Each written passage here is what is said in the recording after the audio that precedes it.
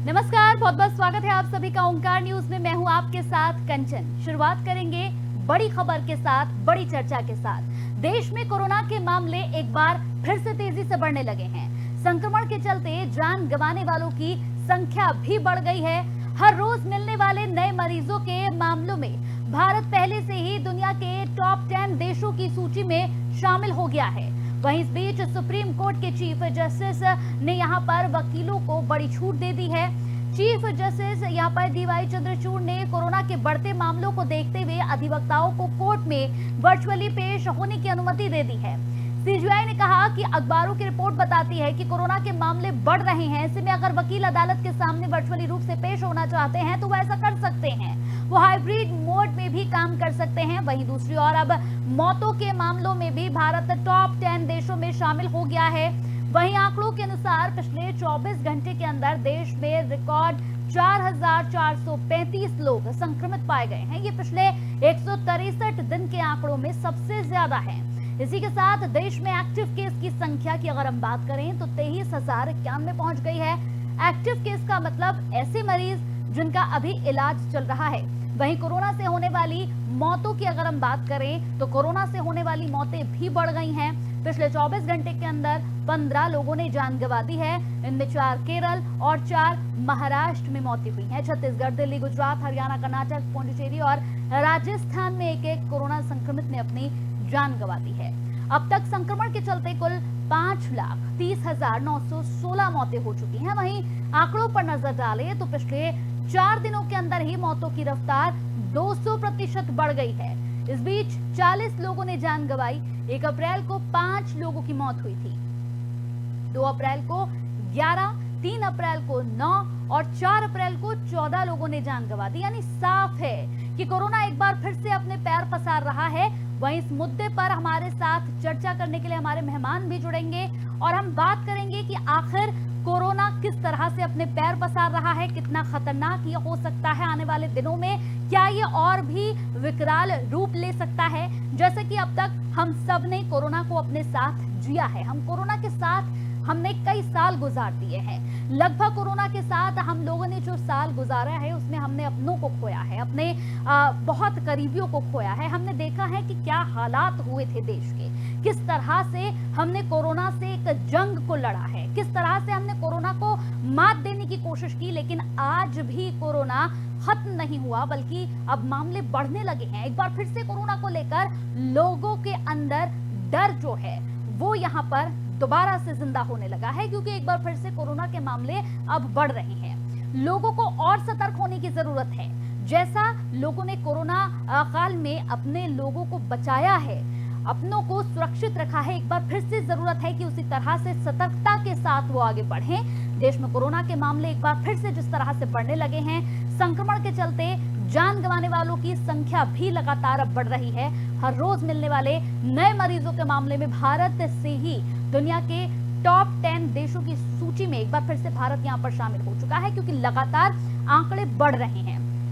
अब लोगों को और सतर्क होने की जरूरत है। आज ओंकार न्यूज पर हम इसी पर चर्चा करेंगे। हमारे साथ हमारे मेहमान भी जुड़ेंगे, क्योंकि जरूरत है कि इस पर चर्चा हो, लोग हमारी चर्चा को देखें। हमारी चर्चा को देखने के बाद अपने आसपास के लोगों से भी इस बारे में बात करें, अपने आसपास के लोगों को इस बारे में चेताएं, उन्हें बताएं कि कोरोना एक बार फिर से अपने पैर पसार रहा है।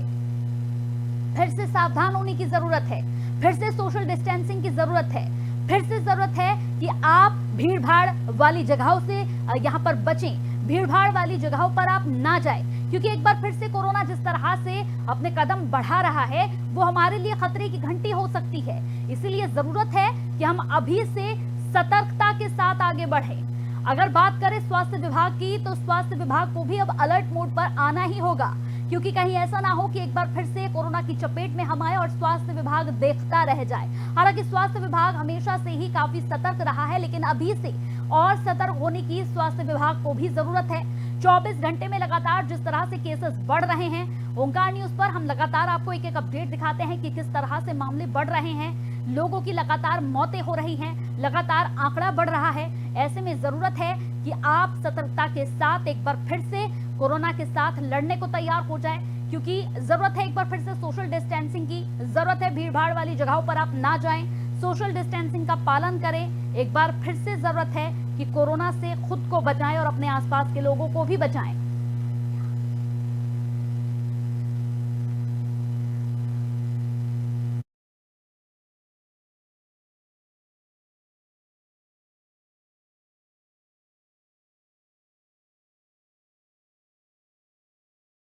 एक बार फिर से अपने पैर पसार रहा है, इसी पर हम चर्चा करेंगे। बेहद बड़ी खबर है, हम डरा नहीं रहे लेकिन आपको समझा रहे हैं इस चर्चा के माध्यम से, हम आपको समझा रहे हैं इस खबर के माध्यम से कि आपको जरूरत है सावधान होने की। एक बार फिर से कोरोना आपको डरा जरूर रहा है, क्योंकि एक बार फिर से कोरोना के केसेस बढ़ने लगे हैं, लेकिन डरिए नहीं बल्कि समझिए। डरना नहीं है बल्कि समझना है इस चीज को कि कोरोना से किस तरह से हमें बचना है। हमें बचना है, अपने आसपास के लोगों को हमें एक बार फिर से बचाना है, उन्हें समझाना है और उन्हें सतर्कता बरतनी होगी, क्योंकि अब कोरोना फिर से अपने पैर पसार रहा है। हमारे साथ हमारे दोनों मेहमान यहाँ पर जुड़ गए हैं। हमारे साथ डॉक्टर आशीष पांडे जुड़े हुए हैं और अमनप्रीत कौर वरिष्ठ पत्रकार भी हमारे साथ इस पूरी चर्चा में जुड़ चुके हैं। बहुत बहुत स्वागत है आप दोनों मेहमानों का। डॉक्टर आशीष, सबसे पहला सवाल मेरा आपसे ही है, जिस तरह से अब कोरोना अपने पैर पसार रहा है एक बार फिर से, लगातार अगर हम देखें तो कई केसेस सामने आ चुके हैं कोरोना के, मौतों का आंकड़ा भी धीरे धीरे बढ़ रहा है, क्या कहेंगे इस पर? देखिए, ये घटना तो 2020 से स्टार्ट हुई। हाँ। और धीरे धीरे करके 2021 से जब सेकंड दौर इसका आया तो काफी खतरनाक रहा है, खास करके हिंदुस्तान के लिए।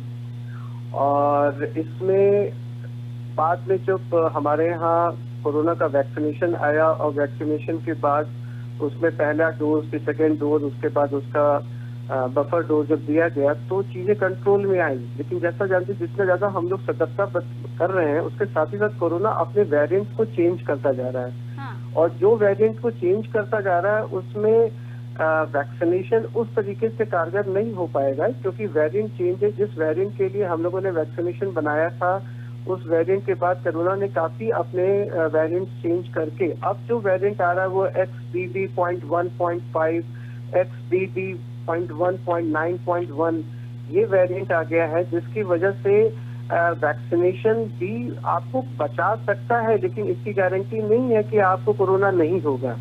तो कोरोना होना है ये पक्का है, अगर आपने जरा सा भी सावधानी अपनी तरफ से हटाई कोरोना होगा। अब ये कि जिसके अंदर वैक्सीनेशन है उसके अंदर खतरा है, लेकिन उतना खतरा नहीं है। लेकिन जिनके अंदर वैक्सीनेशन नहीं है या जिसके बाद एक डोज लिया है, जिसने 2 डोज लिया है, पूरा डोज अभी तक नहीं ले पाया, उनके लिए ये प्रॉब्लम है। और हमारे यहाँ लापरवाही भी अब ज्यादा हो चुकी है, लोग एक दूसरे से गैदरिंग बढ़ चुकी है, लोग एक दूसरे के यहाँ जाना शुरू कर चुके हैं। लोगों ने जो एक शुरू में हम लोगों ने हाथ धोने का काम, मास्क पहनने का काम, ये सब शुरू किया था, करीब करीब इस समय खत्म हो चुका है। और जब गैदरिंग होगी तो ऑब्वियसली इतने आसानी से ये फिर अपने को संक्रमित करने के लिए तैयार करेंगे और लोग संक्रमित होते जाएंगे। अब अभी जो आज तक की घटना है उसमें 23,091 जो केसेस हैं वो ऑलरेडी आ चुके हैं, जो कि अभी 0.05% के आसपास है। लेकिन जिस पिछले 24 घंटे से 48 घंटे के जिस तरीके से ये बढ़ा है, अब ये सावधान कर रहा है कि अगर अब भी हम लोग सावधान नहीं है, अभी हम लोगों ने उन बेसिक चीजों को जो कि हम लोग को 2020, 21, 22 में बताया गया था, अगर हम उसका पालन नहीं करेंगे तो ये हो सकता है कि ये हमारे लिए और भी ज्यादा खतरनाक रूप लेकर के हमारे सामने आए। बिल्कुल डॉक्टर आशीष, अगर देखा जाए जिस तरह से वैक्सीनेशन की शुरुआत की गई थी, वैक्सीनेशन की शुरुआत होने के बाद सभी लोगों ने बढ़ चढ़कर इसमें अपना योगदान दिया, सभी ने वैक्सीनेट खुद को किया, लेकिन ऐसे में क्या ये कहना आसान होगा या ये कहना ठीक होगा कि जिन्होंने वैक्सीन ली है उन्हें कोरोना नहीं होगा? नहीं, ये तो बिल्कुल भी नहीं सोचना है कि जिन्होंने वैक्सीनेशन ले लिया उनको कोरोना नहीं होगा। ये है कि कोरोना अगर होता है तो उतनी बुरी तरीके से, उतने विकराल रूप में आपके सामने नहीं आएगा, लेकिन होना तो है। ऐसा नहीं है कि अभी आपने देखा होगा कई तरह के वैक्सीनेशन है, इसका ये मतलब नहीं कि हम लोग बिल्कुल फ्री हो गए, अब हमको कुछ नहीं होने वाला है। क्योंकि जैसे जैसे स्ट्रेन चेंज होगा, जैसे जैसे उसका रूप, उसका आकृति चेंज होगी, वो आपको संक्रमित करता जाएगा। अब संक्रमित होने में आपकी बॉडी की इम्यूनिटी कितनी उसके वो लड़ने के लिए तैयार है, इस पर डिपेंड करता है। और वैक्सीनेशन आपकी इम्यूनिटी बढ़ाता है, लेकिन वैक्सीनेशन ये नहीं करता कि आपको ये 100% कर देगा कि अब आपको कुछ नहीं होने वाला। बिल्कुल, हमारे साथ अमनप्रीत भी यहाँ पर जुड़े हुए हैं। अमनप्रीत जी, जिस तरह से हमने देखा कि कोरोना के केसेस लगातार एक बार फिर से बढ़ रहे हैं, मौतें भी लगातार हो रही हैं। आगरा में हमने देखा कि यहाँ पर एक ही स्कूल के अंदर कई बच्चे कोरोना संक्रमित हुए, टीचर भी कोरोना संक्रमित हो गए। ऐसे में क्या लगता है, एक बार फिर से लोगों को बेहद सतर्क होने की जरूरत है? देखिए कंचन, लॉकडाउन का दौर जो है अभी तक हम भूले नहीं है। जो कोविड 1 और कोविड 2 के दौरान जो भी नुकसान हुआ लोगों का, चाहे वो आर्थिक मंदी आई, चाहे वो लोगों का काम चला गया, चाहे वो लोगों के प्रियजन उनसे बिछड़ गए, ये सारी चीजें हम भूल नहीं पाए हैं। बच्चों की कितनी स्टडी जो है वो इतनी इफेक्ट हुई है, कॉलेज स्कूल कितनी देर बंद रहे हैं, तो बच्चों को, बड़ों को, सबको घर रह के कितनी ही परेशानियों का सामना करना पड़ा है, ये भी हम सब बखूबी जानते हैं। वर्क प्लेसेस से लोगों की इतनी कमी हो गई है कि एक बार कंपनियों ने निकाला तो उसके बाद उन्होंने जो लोगों को काम पे लिया ही नहीं, क्योंकि उनको भी लगा कि वर्क फ्रॉम होम जो है वो एक अच्छा ऑप्शन है। तो उसी हिसाब से लोगों के पास जो है बेरोजगारी बहुत उनमें बढ़ गई है। तो ये सारे लूप होल्स हैं जो कोविड के कारण हम उनका सामना कर रहे हैं। पर अभी ये जो XBB नया वेरिएंट आया है कोविड का, हालांकि डॉक्टर्स कह रहे हैं कि ये ज्यादा गंभीर नहीं है, फिर भी हमें डरने की नहीं पर सतर्क रहने की जरूरत है। हमें जरूर ये चीजें याद रखनी चाहिए कि पिछली बार थोड़ी सी लापरवाही के लिए हमें कितना भुगतना पड़ा था, तो उसके लिए हमें फिर से तैयार हो जाना पड़ेगा। चाहे वो सोशल डिस्टेंसिंग हो, चाहे वो मास्क का जरूरी उसका इस्तेमाल करना हो, चाहे वो जो डिजिटल तरीके से हम लोग काम करते थे उसको बढ़ावा देना हो, चाहे वो सोशल गैदरिंग जो है वहां पे कम जाना हो। क्योंकि देखिए हरियाणा सरकार में तो जहां से भी 100 से ज्यादा लोग इकट्ठा हो रहे हैं वहां उन्होंने बोल दिया है कि मास्क जरूरी है। तो ऐसा ही डिसीजन बाकी स्टेट गवर्नमेंट को या सेंट्रल गवर्नमेंट को जो लेने की जरूरत है। तो इसीलिए कि जितना हम परहेज रखेंगे उतना ही हम इस कोविड के जो भी इसकी तीसरा दौर आ रहा है उससे हम बच पाएंगे। और क्योंकि पहले ही हमारा बहुत सारा नुकसान हो चुका है, तो हम नहीं चाहेंगे कि दोबारा हम उन्हीं सिचुएशंस में जाएं जिनका हमने जो सामना है वो कोविड 1 और कोविड 2 में करा है। तो हमें एहतियात बरतना जरूरी है, हमें एहतियात करना ही चाहिए, क्योंकि बीमार पड़ने से अच्छा है कि हम पहले ही उसका ध्यान रखें और जो भी इसका प्रोटोकॉल है कोविड को लेके उसको फॉलो करें। बिल्कुल। डॉक्टर आशीष, मेरा अब आपसे सवाल है, जिस तरह से हम कोरोना की आज बात कर रहे हैं, चर्चा कर रहे हैं, किस उम्र के लोगों को सबसे ज्यादा ये नुकसान पहुंचा सकता है? जैसे कि इससे पहले जब हुआ तो ये हुआ कि भाई छोटे बच्चों के लिए बहुत खतरनाक है, बुजुर्गों के लिए बहुत खतरनाक है। इस बार जिस तरह से कोरोना लगातार बढ़ रहा है, क्या कोई ऐसा स्पेसिफिकली कोई ऐसी उम्र है जिस उम्र पर सबसे पहले अटैक कर रहा है ये? देखिए कोरोना के लिए कोई भी जो उम्र है वो ये नहीं है कि केवल इसी उम्र के बच्चों या इसी उम्र के वयस्कों के लिए या वृद्धावस्था में लोगों के लिए हो सकता है। कोरोना किसी को भी हो सकता है जिनमें बॉडी की इम्यूनिटी कम है। नॉर्मली बच्चों में इम्यूनिटी उतनी ज्यादा नहीं पाई जाती है जितना यंग एज के लोगों में पाई जाती है। अगेन फिर वृद्धावस्था में लोगों में फिर इम्यूनिटी कम होने लगती है। उसके कई सारे कारण है, तो उसमें से कोई भी तो, लेकिन अभी ये कोई स्पेसिफाई नहीं किया गया है कि नहीं ये पर्टिकुलर यही एज ग्रुप के लोगों को ही कोरोना हो सकता है या होगा। कोरोना किसी को भी, क्योंकि इस बार की जो प्रॉब्लम है वो रेस्पिरेटरी ट्रैक्ट इन्फेक्शन और फीवर, इसके अलावा कोई ऐसी कोई चीज नहीं सामने सिम्टम्स आ रही, इसलिए अभी लोग उसको उतनी सीरियसली ले नहीं रहे हैं। जिनको हो भी रहा है लोग कॉमन फ्लू या कॉमन कोल्ड या वायरल फीवर लेकर के उसको समझ रहे हैं कि ये है। लेकिन दिक्कत क्या है कि हमको अब ये समझने की जरूरत है कि कोरोना पूरी तरीके से हिंदुस्तान में दस्तक दे चुका है और ये संख्या दिन प्रतिदिन एकदम से बढ़ती जा रही है। 200 गुना 150 गुना जो है संख्या बढ़ रही है। तो हमको ये ध्यान देना है कि कोई भी उम्र इसमें सेफ नहीं है। ये कहना बिल्कुल गलत होगा कि ये पर्टिकुलर जो लोग हैं इनको कोरोना नहीं हो सकता या नहीं होगा।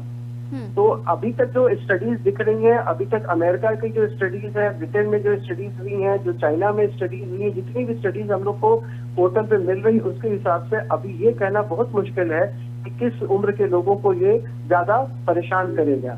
अभी हम लोग ये मान के चल रहे हैं कि हर उम्र के लोग इसमें परेशान हो सकते हैं या उनको दिक्कत आ सकती है। बिल्कुल। अमनप्रीत, जिस तरह से हमने लोगों को देखा, इससे पहले भी जब कोरोना संक्रमण बढ़ रहा था तब भी लोगों को लगातार एहतियात कदम उठाने के लिए कहा जा रहा था। लगातार प्रशासन भी लोगों से बात कर रहा था, जगह जगह पर कैंप लगाए जा रहे थे, लोगों को समझाया जा रहा था कि भाई आपको जो है वो मास्क का इस्तेमाल करना है, सैनिटाइजर का इस्तेमाल करना है। लेकिन उसके बाद भी कई लोग ऐसे हैं जो इन सब चीज़ों पर यकीन नहीं करते, बिना मास्क के निकल जाते हैं। तो ऐसे लोगों को समझाना बेहद ज़रूरी होगा, क्योंकि एक बार फिर से कोरोना बढ़ रहा है, लोगों को मास्क का इस्तेमाल एक बार फिर से करना होगा। देखिए कंचन, मुझे ऐसा नहीं लगता कि इस बार लोगों को ज्यादा समझाने की जरूरत पड़ेगी, क्योंकि जो नुकसान सब लोगों ने झेला है उनको सब याद है। अगर आप एक बार बोल दोगे, जैसे अभी 5-6 दिन से न्यूज लगातार आ रही है मीडिया में, ये जो संक्रमण है, ये जो XBB वेरिएंट है आ गया है और कोविड के केसेस बढ़ रहे हैं।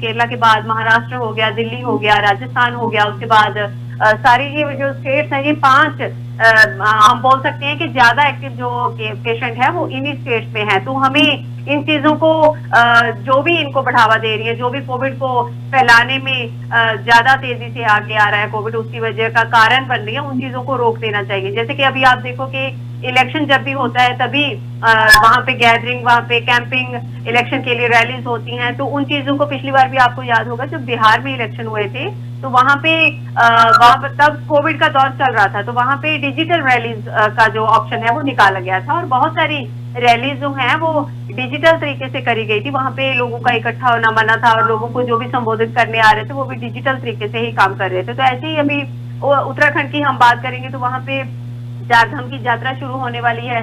तो ऐसी चीजें जिनपे हम रोक नहीं लगा सकते, चाहे वो इलेक्शन हो, चाहे वो चारधाम की यात्रा हो, तो वहां पे सिर्फ और सिर्फ एहतियात ही जरूरी है। तो वहां पे जैसे पुष्कर सिंह धामी ने आज बयान दिया है कि चारधाम की यात्रा अगर चलेगी, शुरू होगी, जैसे वो 22 अप्रैल से शुरू होने वाली है, तो वहां पे जो भी कोविड प्रोटोकॉल है उसको फॉलो किया जाएगा प्रॉपरली। जो भी सैनिटाइजेशन हो, चाहे वो मास्क हो, चाहे वो सोशल डिस्टेंसिंग हो, उन चीजों को मद्देनजर रखा जाएगा और टेस्टिंग भी होगी। तो यही चीजें, इसको रोकथाम के लिए यही चीजें जरूरी है। मुझे लगता है सारी सरकारों को इसके लिए आगे आना चाहिए। और अमनप्रीत, अगर देखा जाए तो आने वाला समय जो है वो प्रशासन को बेहद मुस्तैद रहने की जरूरत होगी, क्योंकि अगर आप देखें तो अब जो है चारधाम यात्रा के लिए केदारनाथ के कपाट भी खुलने वाले हैं और ऐसे में अगर देखा जाए तो कर्नाटक में चुनाव भी हैं। तो ऐसे में भी प्रशासन को बेहद सतर्क होने की जरूरत होगी, लोगों को बेहद यहाँ पर समझाने का प्रयास प्रशासन को करना होगा, क्योंकि चीजें रुकने वाली नहीं है, चुनाव रुकने वाला नहीं है, कपाट खुलने वाले हैं, वो भी एक बहुत बड़ा कह सकते हैं कि एक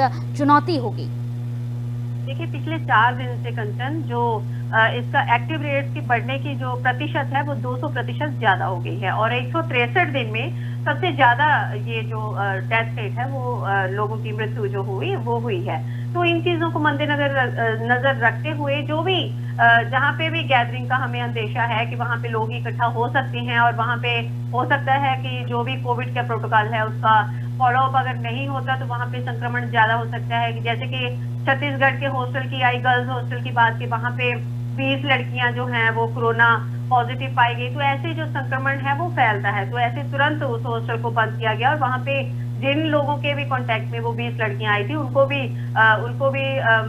चेक करा गया कि क्या उनमें भी कहीं संक्रमण फैल तो नहीं गया है। तो ऐसे ही पहले एक दिन गवर्नमेंट स्कूल की बात आई थी, वहां पे भी 40 लड़कियां जो है वो कोरोना पॉजिटिव पाई गई थी। तो ऐसे ही है, क्योंकि देखिए संक्रमण दर जो है इसकी ज्यादा है, तो इसलिए ज्यादा एहतियात बरतना चाहिए, चाहे वो प्रशासन हो, चाहे वो हेल्थ मिनिस्ट्री हो, चाहे वो नॉर्मल लोग जो हैं वो हैं जिनको इस चीज का सामना करना पड़ता है। और हमेशा ही ऐसा होता है कि कमियां चाहे किसी की भी नहीं, चाहे वो हेल्थ मिनिस्ट्री की ऑब्जर्वेशन की कमियां हो, चाहे वो हेल्थ मिनिस्ट्री की जो सर्विसेज हैं उसकी कमियां हो, पर जो नुकसान है वो आम पब्लिक का ही होता है, चाहे सरकार इसमें कहीं ना कहीं पीछे रह जाए। हालांकि अब हमारी सरकार को किसी चीज की कमी नहीं है, वो ऐसा कहते हैं कि उनकी पूरी तैयारी है। अगर कोविड की जैसे पहली लहर आई, फिर उसके बाद दूसरी लहर आई, तो तब हम ये बोल सकते थे कि उनकी पूरी तैयारी नहीं थी, पर अब ऐसा कुछ भी नहीं है। हमारी सेंट्रल सरकार, हमारी स्टेट सरकार, हमारी हेल्थ मिनिस्ट्री, हर एक की अपनी तरफ से पूरी तैयारी है और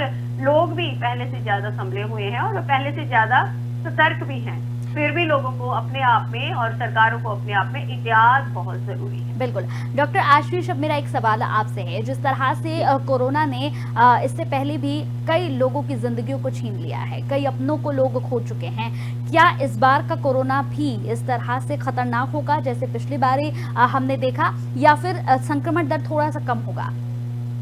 नहीं, देखिए, पहले की जो परेशानियां थी वो आज के समय में तो नहीं है उस तरह की परेशानियां, क्योंकि हम लोग इस समय पहले से ज्यादा अच्छी तरह से प्रिपेयर्ड हैं। पहली बात है, अवेयरनेस भी हम लोगों में है। दूसरा, गवर्नमेंट ने पिछली बार जो कुछ भी थोड़ी कमी रह गई थी उसको पूरी तरीके से अपने में पूरा कर रखा है। तो संक्रमण तो होगा, लेकिन संक्रमण दर में जो एक सीरियसनेस थी पिछले 2 साल, वो इस बार कम होंगी जरूर, लेकिन कम होंगी। उसका सबसे बड़ा कारण है कि हम अवेयर भी हैं और हमारी गवर्नमेंट ऑलमोस्ट तैयार भी है। गवर्नमेंट अगर थोड़ा सा और अपनी तैयारी कर लेगी तो इस बार जो मृत्यु दर है वो हमारे साथ से बहुत ही कम हो रहेगा, ये हमें पूरी उम्मीद है। इस बार वैक्सीन भी हमें पूरी तरह से करीब 230 करोड़ से ऊपर के लोगों को वैक्सीन लग चुकी है, जिसमें से ज्यादातर लोगों को डबल डोज, ज्यादातर लोगों को बूस्टर डोज भी लग चुका है। तो ये तो निश्चित तौर पे है कि बूस्टर डोज लगने के बाद जो संक्रमण दर है उसमें कमी तो आएगी, सीरियसनेस ऑफ द संक्रमण वो भी कम होगा, लेकिन जो मृत्यु दर है उसमें उस तरीके के हालात नहीं रहेंगे जो 2020 में हुआ था, 20 और 21 में हुआ था। चलिए, बहुत बहुत शुक्रिया आप दोनों मेहमानों का हमारे साथ जुड़ने के लिए इस चर्चा में। तो हमने कोरोना को लेकर यहाँ पर चर्चा की, किस तरह से जो है कोरोना से बचा जाएगा। हमारे साथ मेहमान यहाँ पर जुड़े थे डॉक्टर आशीष, और साथ ही हमारे साथ वरिष्ठ पत्रकार अमनप्रीत कौर भी जुड़ी हुई थी।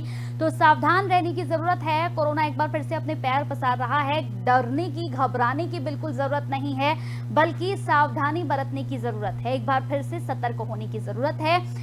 सतर्क कैसे? जिस तरह से आपने पहले भी सोशल डिस्टेंसिंग का पालन किया है, उसी तरह से एक बार फिर से आपको सोशल डिस्टेंसिंग का पालन करना होगा। मास्क का इस्तेमाल एक बार फिर से करना होगा। भीड़ भाड़ वाली जगहों पर जाने से एक बार फिर से आपको बचना होगा। ये कुछ ऐसे एहतियात कदम हैं जिन्हें अगर आप उठाते हैं और अच्छे तरीके से उठाते हैं, इन्हें अपनी जिंदगी में शामिल करते हैं, तो आप कोरोना से लड़ सकते हैं और कोरोना से जीत भी सकते हैं। तो आपको एक बार फिर से सावधान और सतर्क होने की जरूरत है। 24 घंटे में 4000 से ज्यादा संक्रमित लोग मिले हैं, लेकिन ऐसे में ओंकार न्यूज खुद आपसे यह अपील करता है कि आपको घबराने की और डरने की बिल्कुल जरूरत नहीं है। आपको सिर्फ और सिर्फ सावधान और सतर्क रहने की जरूरत है। इसी के साथ इस चर्चा में मेरे साथ इतना ही। नमस्कार।